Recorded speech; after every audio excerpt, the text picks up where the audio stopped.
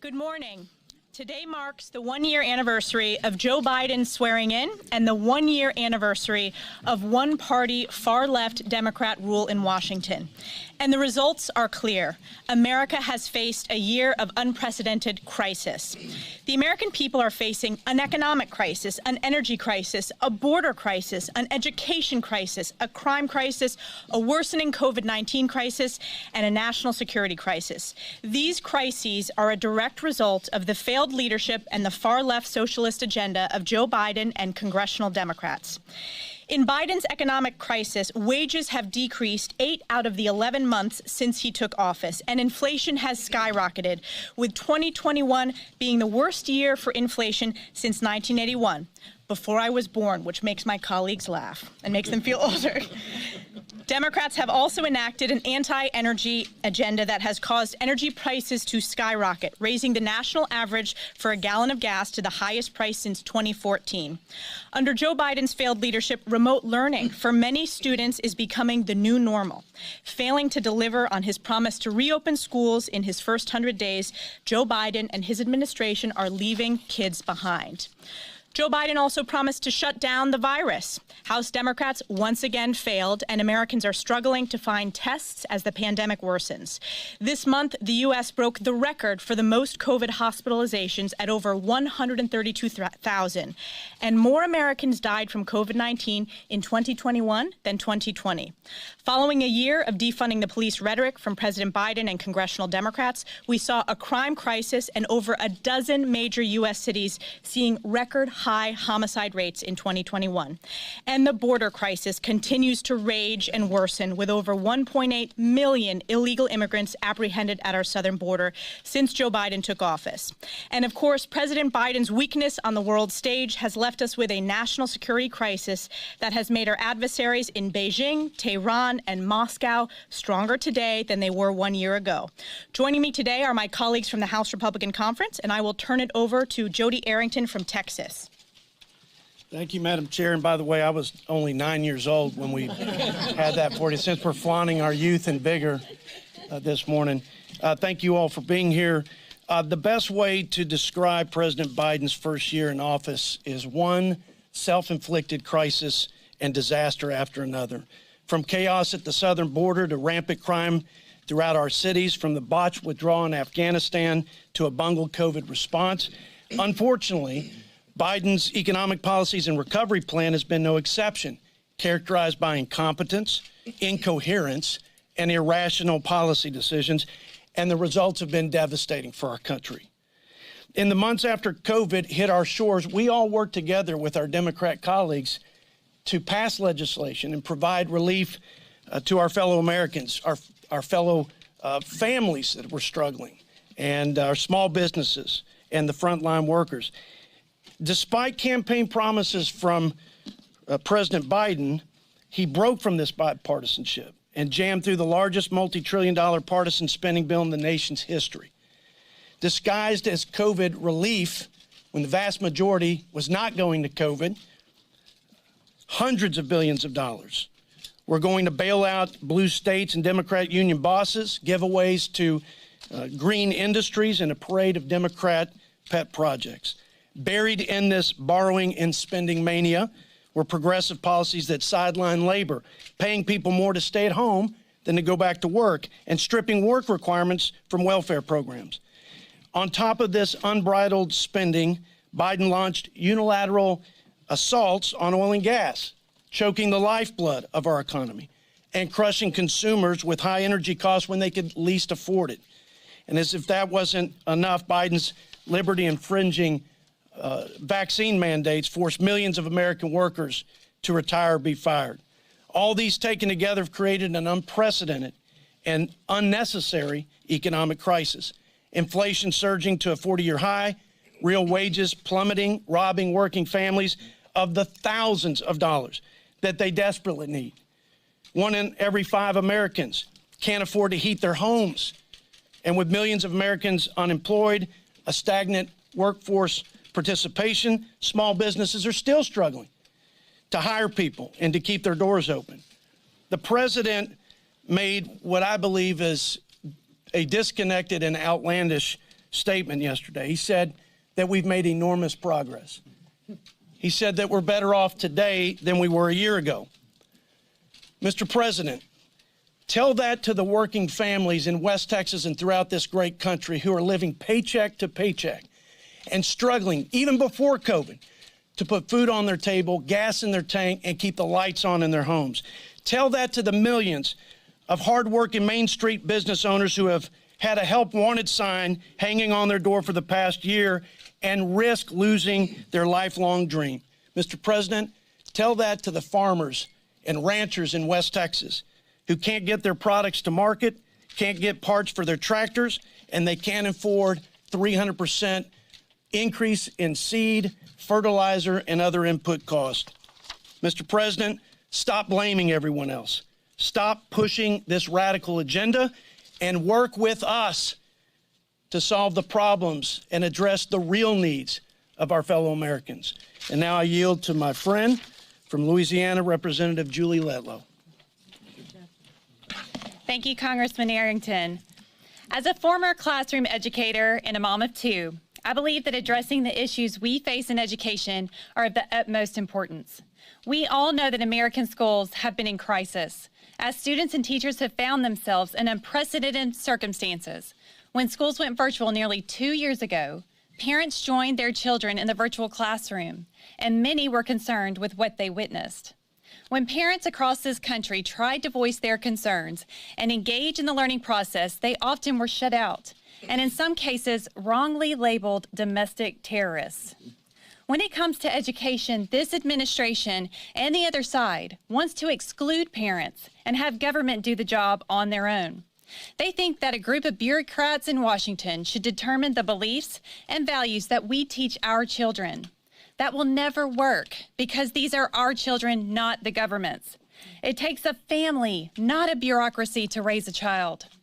A great education is the most essential building block in the foundation of a child's future. As Republicans, we believe that education works when it's a true partnership between parents and the learning environment that works best for their child. We don't think that the relationship between a family and educator needs to be adversarial. Schools should work hand in hand with families, both sides bringing new ideas to the table that will always put our children first. That is why over 100 of my Republican colleagues and I have joined together to introduce the Parents' Bill of Rights, common sense legislation that brings transparency and accountability by giving parents the right to view their child's curriculum, allowing them to protect their child's privacy, keeping them informed of violent activity at school, and ensuring that government bureaucrats can never shut parents out again. I want to be clear, we're not saying that Washington should force directives on local schools, but we are telling them that they must open their doors for families. We also know that it is essential for our children to be learning in person. The statistics tell us that students show more academic and social growth when they can interact with their teachers and peers. Congress sent billions to school districts and states to make sure they could safely reopen their doors. We didn't spend that money just for them to simply close their doors again. It's clear that we need a broad shift in our nation's education policy. America's future depends on it. Thank you, and I'll now turn it over to my esteemed colleague from New Mexico, Congresswoman Yvette Harrell. Thank you, and thank you for being here. And I think we can look at this 1 year and just pick one word out of the dictionary: hypocrisy. This year's been full of it. I mean, today the people of New Mexico and Americans are worse off than they were just 1 year ago. Let's face it, gas prices are higher than the wall. I mean, our school kids are locked out and criminals run free. Our paychecks and our presidential promises are worth less now than ever before. President Biden and Nancy Pelosi have taken our country on a road trip to the 1970s, before you were born. And nobody's having a good time. In fact, I think sometimes Joe Biden thinks it's 1970.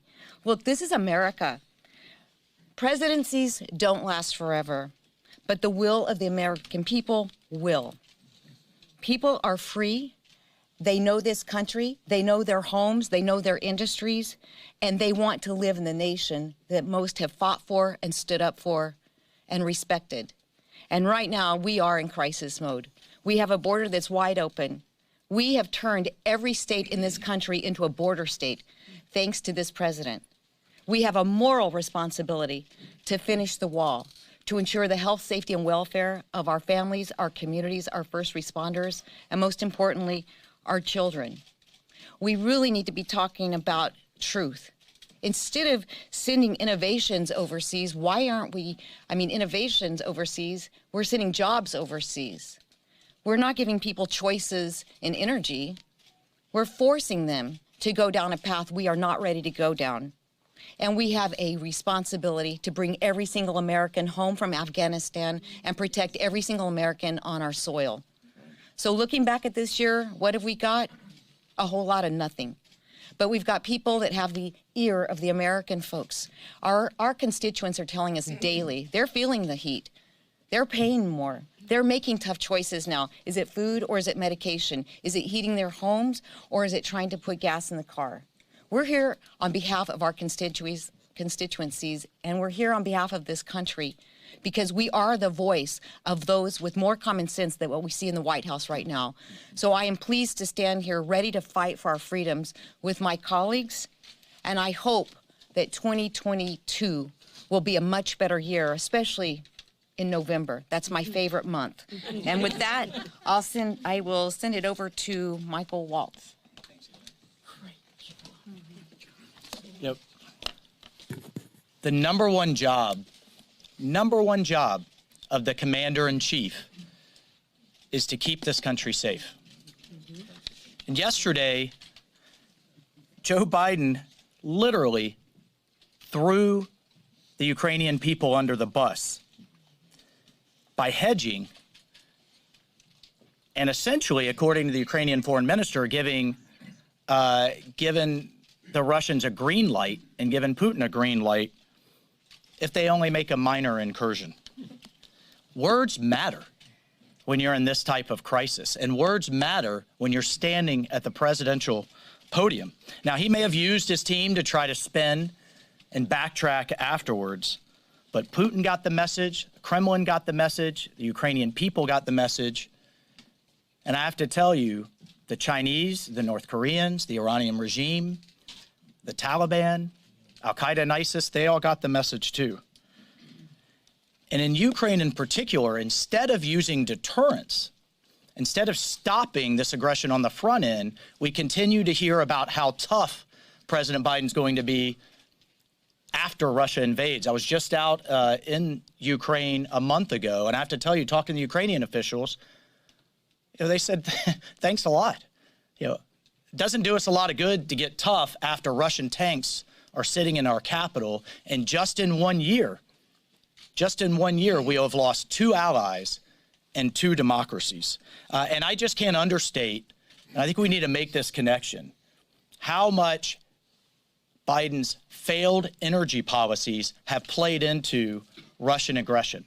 By shutting down pipelines here, by regulating fracking, by stopping drilling of American oil and gas companies, he has enriched Putin's oil and gas companies. Every time you see that price of oil, that barrel go higher and higher, Putin gets richer and richer and more aggressive. He has also said, he said just yesterday, he makes no apologies for his decision on Afghanistan.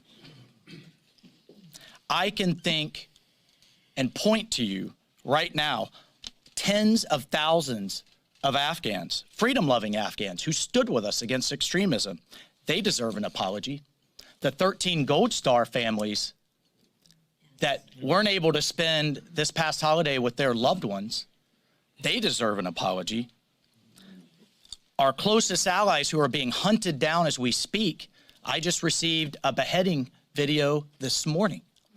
There's a veterans group who's over there right now trying to save these people on their own dime with their own aircraft because their government won't help. They deserve an apology. And the millions of Afghan girls and women, they deserve one too. Afghanistan's on the brink of starvation. Just 6 months ago, these people, under an imperfect government to be sure, were standing with us against extremism in line with our values. Now it's a terrorist superstate led by a Taliban caliphate, and the intelligence is clear. Al-Qaeda and ISIS are developing the capability to once again strike the homeland in just under 1 year of this Biden presidency. Meanwhile, Iran is on the march to a nuclear weapon.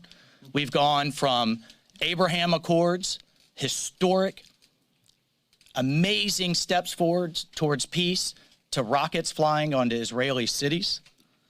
In China, we're on the verge of sending our athletes and companies to Beijing and flying the American flag, giving the Chinese Communist Party this global propaganda platform with nearly 6 million people dead around the world from COVID, not to mention nearly 1 million Muslims in concentration camps undergoing forced rape, forced torture, and forced extermination. It's an ongoing genocide as we speak, and a diplomatic boycott is just a joke. Meanwhile, in the middle of that, the Chinese Navy is now larger than ours.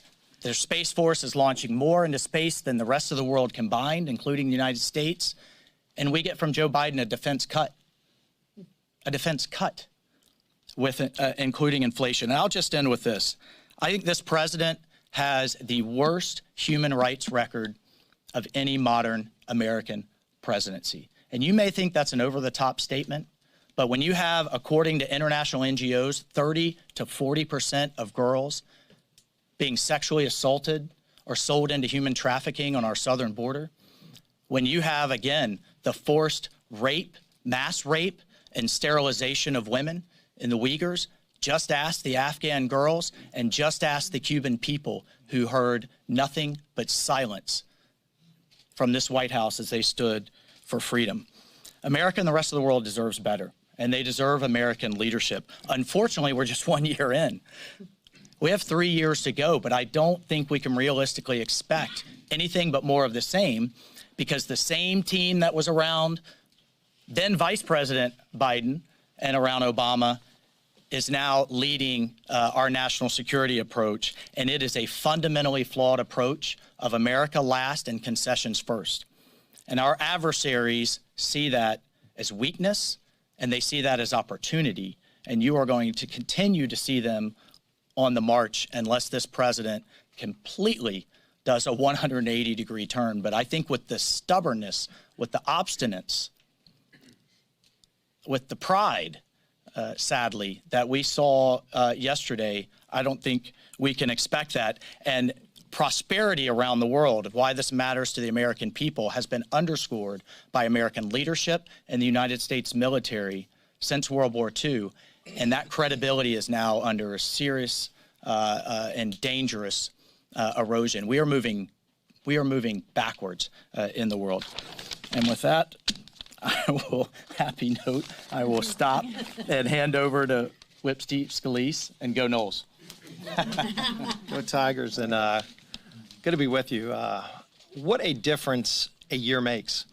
1 year ago today, Joe Biden took the oath of office as President of the United States, and he walked into a White House that had not one, not two, but 3 different vaccines on the brink of approval because of President Trump's Operation Warp Speed. And not just 3 safe and effective vaccines, he also had a number of therapeutics. He had an economy that was poised for a strong rebound. We had border security. We had energy security. We had peace accords between Israel and Muslim nations. That was just 1 year ago today. And what did President Biden say yesterday to give an accounting for this last year? He literally just doubled down on all of the failures that we've seen this last year. If you were even grading on a curve, Joe Biden would get an F for failure. And it's the American people that he's failed. Those hardworking families that go to the grocery store and are paying 20% more for bacon, and he doesn't think that's a problem.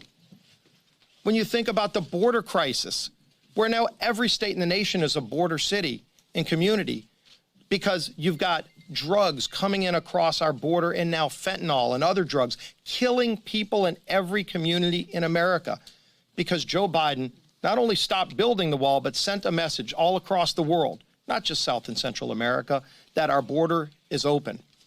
You look at the energy crisis, And of course, people are longing for those days where they were paying less than $2 a gallon.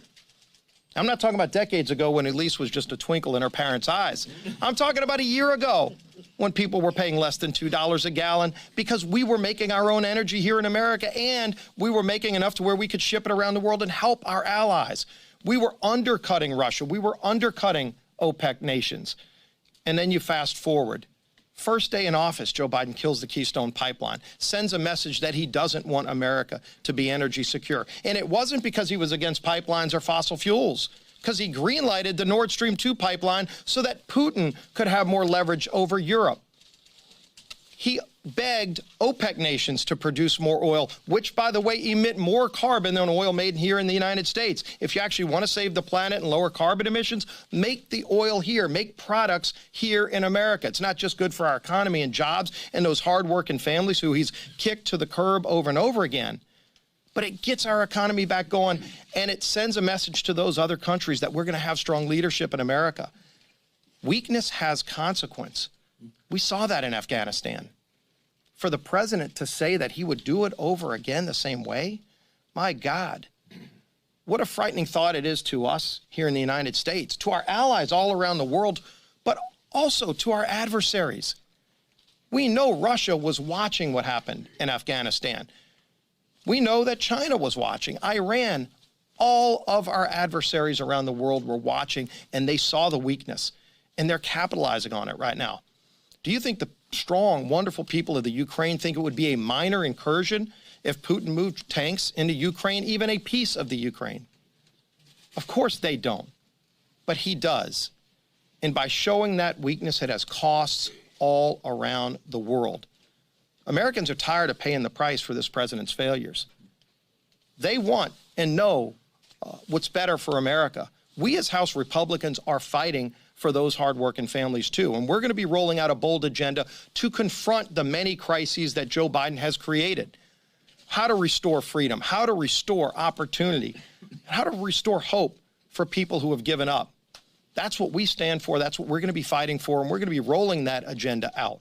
And as we work to take back the House, to finally put a check and balance on this failed Biden administration, our leader has been relentless in leading the charge and pointing to that better place, that shining city on the hill that we will get back to, because America is still a great nation, but we're a nation that has real troubles right now because of Joe Biden's failed leadership. Our leader who's going to lead us back to the majority, Kevin McCarthy.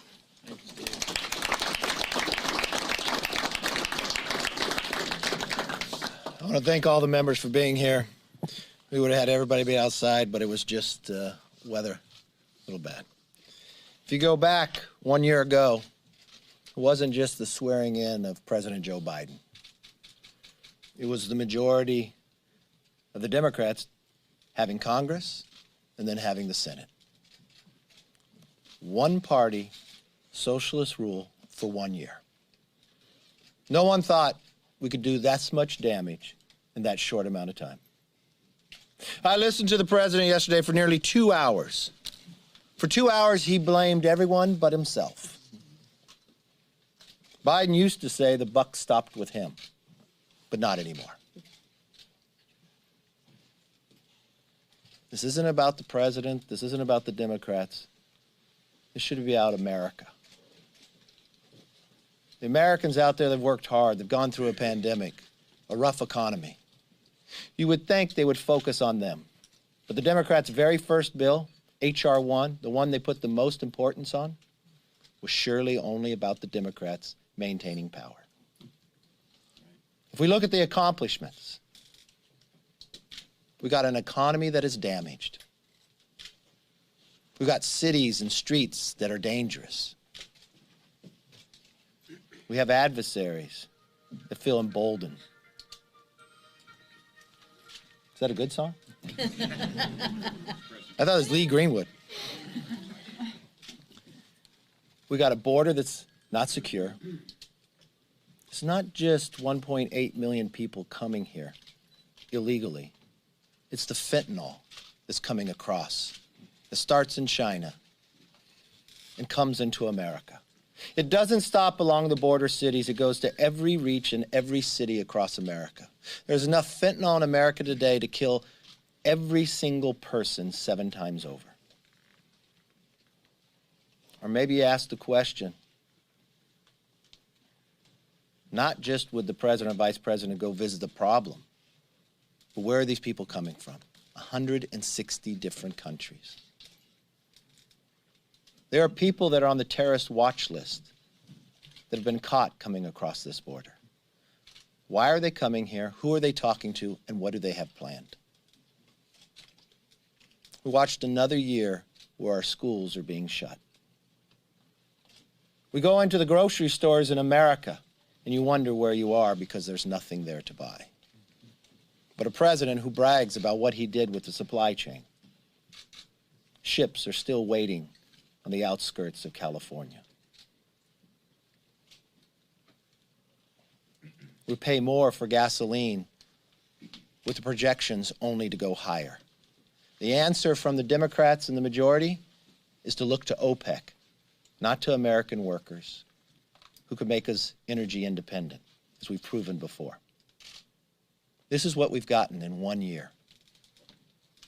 But an interesting question that the president asked yesterday as he blamed everyone else. He asked, what are Republicans for? We want to answer that question for him. We're for kids in school.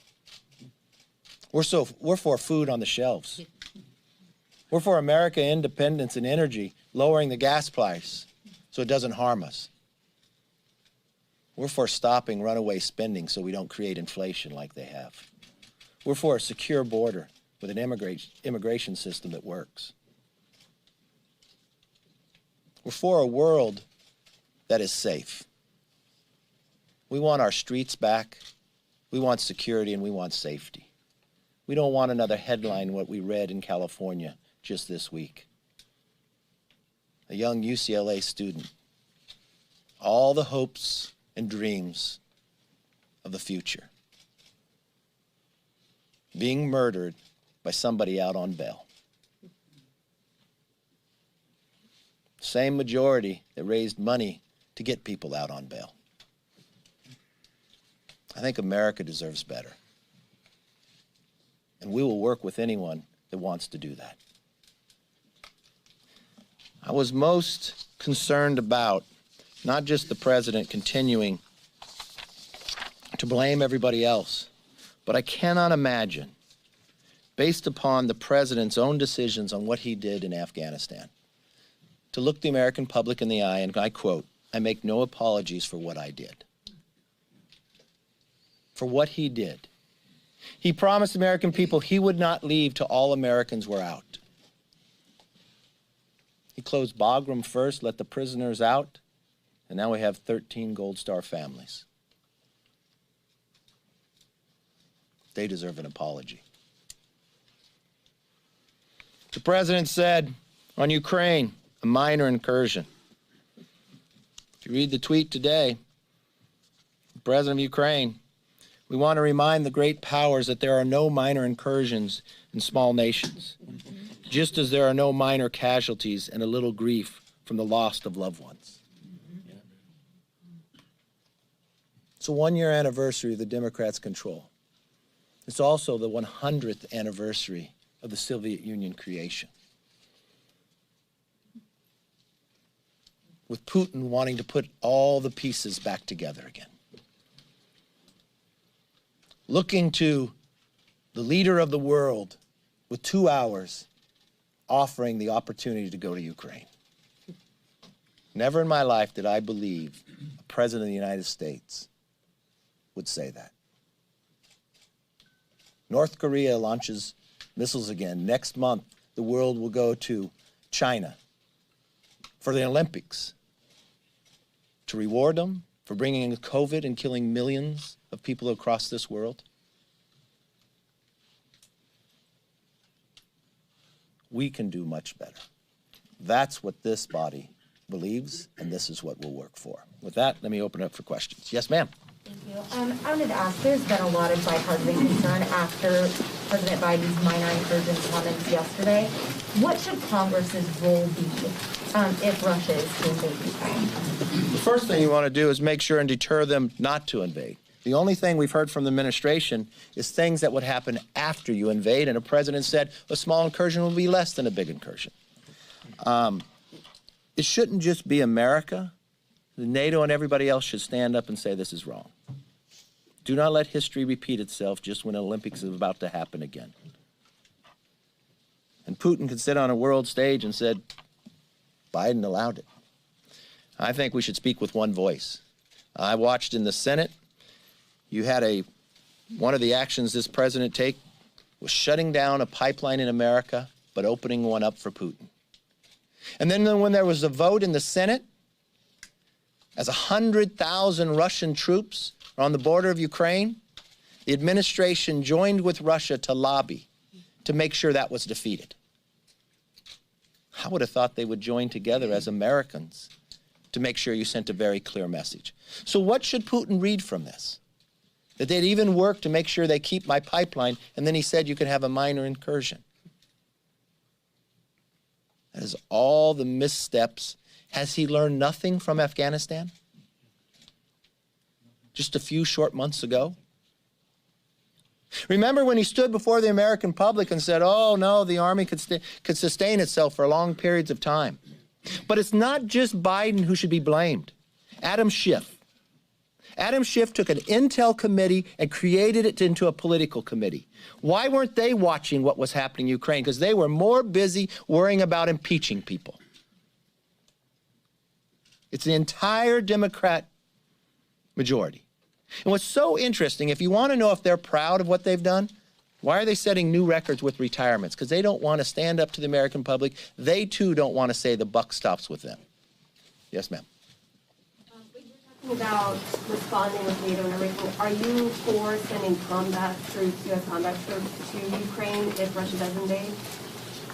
Russia doesn't. You know what you should do if you want Russia not to invade? Give them deterrent not to do it.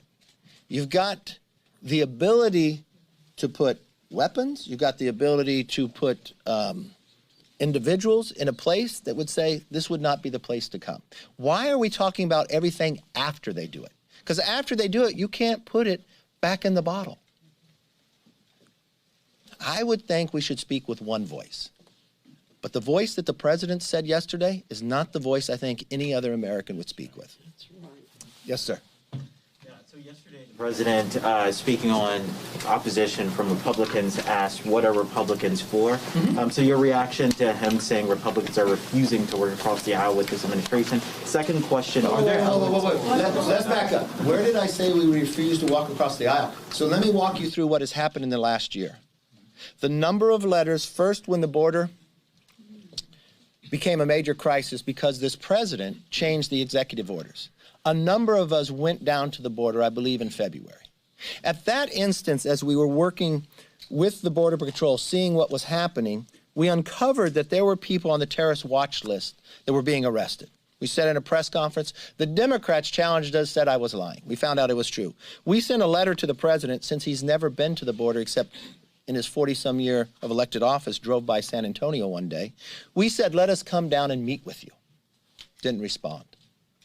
In every single issue, not just the border, the mandates, the inflation, transportation, others, we said, let's meet and work with you, Mr. President. Because we listened to his words 1 year ago today where he said he would work with both sides, that he was going to be a president for all. No. Everything he has done is to have one-party rule, one side vote for it and deny. When he talks about Build Back Better, has he ever met with us about it? No. But please, go on with your question. Well, that's the second part. Are there elements of Build Back Better that your caucus would support, like universal pre-K, for example? Well, let's take an example of the president coming into office. Prior to the president in office, we were in a pandemic. Every single bill we did dealing with COVID was bipartisan. We sat in a room with leaders on the other side, administration, and we worked it all out. The minute he became president and they controlled the House and Senate, no longer were Republicans invited into the room. And what's the first thing they passed? Purely on partisan basis, 1.9 trillion. Put that in perspective. When the financial markets crashed and we needed to fund the economy, we were talking about 800 billion, $1.9 trillion after we had passed all the other bills, with only 9% going to COVID. They wanted to do it only on party rule. We warned them then that you would create inflation. 1 year later, we were right. 1 year later, when we need tests that he was going to promise, they weren't a part of that. More Americans have died from COVID last year than the year before, and we have vaccines. This is a president that quoted in his campaign, if you reached a certain level of casualties, the person shouldn't maintain being a president. Every action he's taken has been partisan. Every outcome, we have warned him prior to taking that action what would happen. Yes, sir. Perhaps a question for the conference chairwoman, but sure. Over the last couple of years, a lot of members of the conference have been critical of the proxy voting, saying it wasn't right.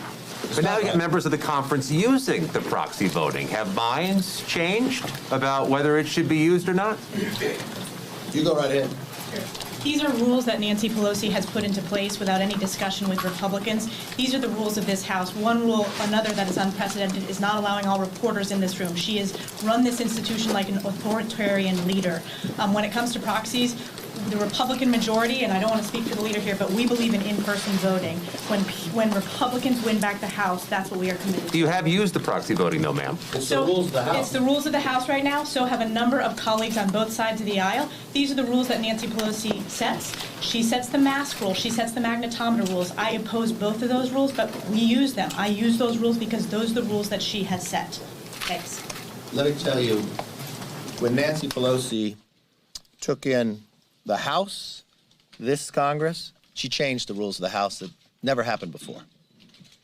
I think the American public, just as we honored those in the health field, the grocery store, the truck driver, that they would continue to work, I think they'd expect their leaders to work.